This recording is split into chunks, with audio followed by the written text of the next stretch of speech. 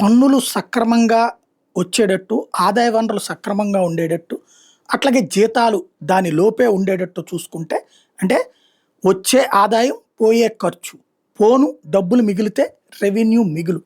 డబ్బులు తగ్గితే రెవెన్యూ లోటు. భారతదేశంలో అతిపెద్ద రెవెన్యూ లోటు ఉన్న రాష్ట్రం ఆంధ్రప్రదేశ్.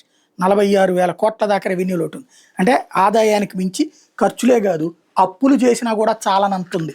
దాంతో పని చేయడానికి, అడుగు వేయడానికి కష్టమయ్యేటటువంటి పరిస్థితి ఉంది. కానీ బీజేపీ పాలిత రాష్ట్రాలు, చాలా రాష్ట్రాలు రెవెన్యూ మిగులు రాష్ట్రాలుగా మారుతున్నాయి.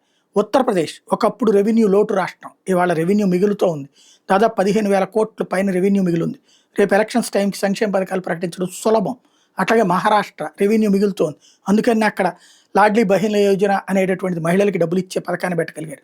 మధ్యప్రదేశ్ ఇప్పుడు అట్లాంటి మిగులు బడ్జెట్లోనే ఉంది. అది కూడా ఇప్పుడు మిగులు బడ్జెట్లోకి చేరింది.